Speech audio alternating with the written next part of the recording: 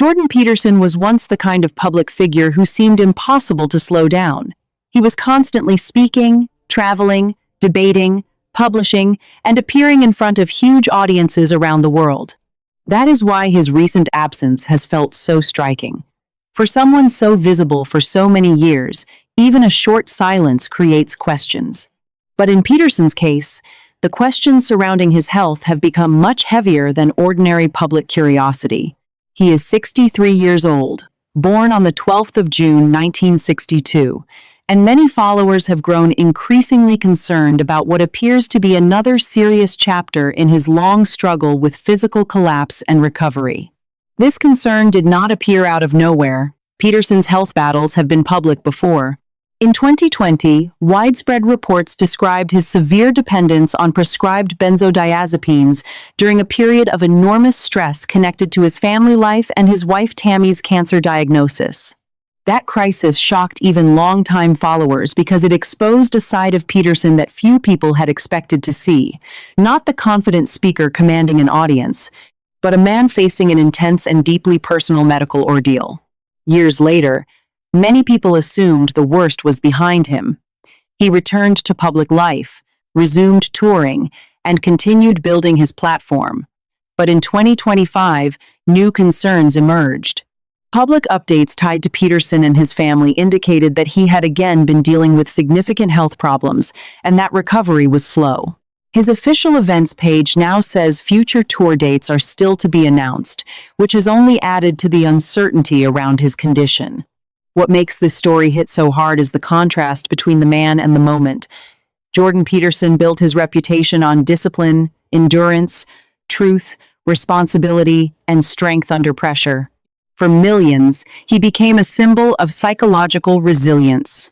So, when someone with that image seems to vanish from public view because of health struggles, the emotional effect feels much larger than a normal celebrity update. And that is what makes the story so unsettling. This is not just about whether Jordan Peterson will return to the stage. It is about the painful reality that even people who spend their lives teaching others how to endure suffering can still be overwhelmed by suffering themselves. For many fans, that may be the most heartbreaking part of all. But the deeper tragedy may not be the illness itself. It may be what the illness reveals. For years, Jordan Peterson stood in front of millions as a man who could explain chaos, pain, fear, and meaning with remarkable confidence. He spoke as if suffering, while brutal, could be faced with enough honesty, structure, and discipline. That message made him more than a speaker to many people. It made him a guide, a symbol, almost a shield against confusion in a world that felt increasingly unstable. That is why every health update has landed with such force. People are not only reacting to news about a public figure being unwell, they are reacting to the unsettling sight of a man who built his legacy around endurance now appearing vulnerable in ways that cannot be argued away. A debate can be won. A public scandal can be survived. A bad headline can be answered, but physical weakness is different. It strips away performance. It forces silence. It reminds the world that even the strongest voice can suddenly lose its power. And in Peterson's case, that silence has become part of the story. When a man spends years shaping public conversation, his disappearance creates a vacuum. Supporters begin hoping, critics begin speculating. Viewers begin connecting fragments, old interviews, family updates, missing appearances, unfinished plans. The less certainty people have, the more emotional the story becomes. That is when public concern starts turning into something else. A feeling that we may be watching a painful transformation that nobody can fully stop. There is also something deeply human about the contradiction. Peterson became famous by helping people organize their inner lives. Clean your room, tell the truth, take responsibility. Face the suffering in front of you. Those ideas resonated because they felt practical and morally serious. But life does not reward wisdom with immunity. Knowing how suffering works does not mean you can escape it. Sometimes the people who describe pain most clearly are the very ones who know it best. That is what gives this story its emotional weight. Jordan Peterson is not simply a controversial thinker facing another setback. To many people, he represents the uncomfortable truth that intellect, fame, discipline, and influence cannot guarantee safety from decline. And as concern continues to grow around his health, one question hangs over everything. Is this only another chapter in a long recovery story? Or is the world beginning to witness the slow fading of a man who once seemed larger than the turmoil around him? If it is the beginning of a fading, then that may be the cruelest twist of all. Because Jordan Peterson did not rise to fame as a movie star, a singer, or a politician. He rose because people believed his mind could help them survive their darkest seasons. His words reached students, parents, lost young men, overwhelmed workers, and people who felt like their lives were slipping into disorder. For many of them, he was not just interesting, he was necessary. That kind of influence creates a bond much deeper than ordinary celebrity admiration. And maybe that is why every setback feels so personal to the audience that followed him. When a performer disappears, people miss the entertainment. When a public intellectual disappears, people miss the ideas. But when someone becomes attached to people's private struggles, their absence can feel almost intimate. Followers begin to remember where they were when they first heard him speak. They remember the lectures that helped them through depression, confusion, failure, or grief. They remember the certainty in his voice, the precision of his language, the strange feeling that someone had taken their inner chaos and put it into words. So when that same figure appears fragile, the loss does not stay abstract, it enters memory. That is what makes this story harder to watch than many ordinary health updates. The public is not only observing Jordan Peterson's condition. In a way, they are confronting the fragility of the role he once played in their own lives. If even this man can be brought low by pain, exhaustion, and repeated physical struggle, then what does that say about the rest of us? What does it say about strength? What does it say about control? What does it say about the comforting belief that discipline alone can protect a person from collapse? Perhaps that is the hidden reason his health story has become so emotionally charged. It forces a collision between message and reality. The message was order, courage, and responsibility. The reality is that human beings remain vulnerable no matter how clear their philosophy may be. Time still wins ground. Stress still leaves scars. The body still reaches limits. The mind cannot simply command a way. And so the concern surrounding Jordan Peterson keeps growing, not only because people want updates, but because they sense something painfully symbolic in what is happening. The man who spent years teaching others how to stand upright against suffering may now be facing a battle where standing upright is no longer the point. Survival itself may be the only victory left worth measuring. And if survival has truly become the central battle, then the image of Jordan Peterson changes in a way few could have imagined. He is no longer simply the sharp professor dissecting ideology in front of packed halls. He is no longer just the best-selling author telling millions to confront chaos with discipline. He becomes something more unsettling and more tragic. A reminder that the people who teach strength are often fighting desperate wars of their own behind the curtain. That is where this story stops being about public appearances and starts becoming almost painfully symbolic. For years, Peterson's appeal came from the sense that he had answers when so many others seemed afraid to speak clearly. He gave shape to anxiety. He gave language to confusion. He made suffering sound like something that could be faced, named, and carried with dignity. To audiences living through personal disorder, that kind of voice felt rare. It felt stabilizing. It felt dependable. And dependence of that kind, even emotional dependence, creates a powerful illusion. It makes people believe the guide is somehow sturdier than the rest of them. But perhaps that was never fully true. Perhaps what audiences were seeing all along was not invulnerability, but a man constantly pushing himself through enormous pressure while the cracks slowly widened out of sight. The fame, the criticism, the endless debates, the pressure to remain intellectually sharp every time he stepped in front of a microphone, the burden of becoming a symbol in a culture war that never seemed to cool down. For any person, that weight would be immense. For someone already carrying deep personal and physical struggles, it may have been devastating. And that is why his current condition feels so heavy to those who followed him closely. It suggests that what looked like resilience may also have been endurance at a terrible cost. The comeback may have been real, but so may the damage beneath it. The strength may have inspired millions, yet still left the man himself dangerously exposed. In that sense, the heartbreak surrounding Jordan Peterson is not only about illness. It is about the price of being turned into an emblem. Once the public sees you as a symbol of order and survival, they stop seeing how fragile the person underneath might actually be. They expect the voice to keep returning. They expect the message to keep coming. They expect the figure at the podium to somehow remain larger than ordinary human limits. But no one is larger than those limits forever. And maybe that is the darkest truth now coming into view. Jordan Peterson may have spent years teaching people how to confront suffering. Yet the suffering that found him may be revealing a reality even more powerful than his message, that strength can inspire the world and still fail to save the one who carries it. And perhaps that is why the story refuses to let go of people. It touches something deeper than concern for a famous man. It forces people to confront the terrifying possibility that the very voices they lean on for clarity may be breaking under burdens no one fully sees.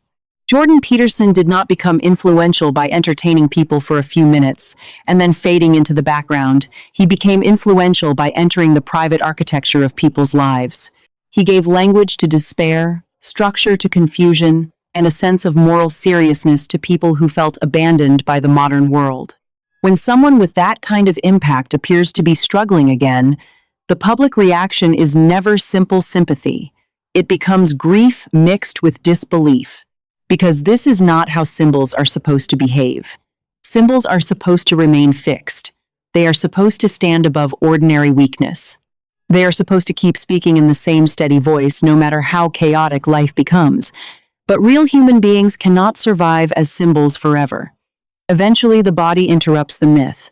Eventually, pain tears through the performance.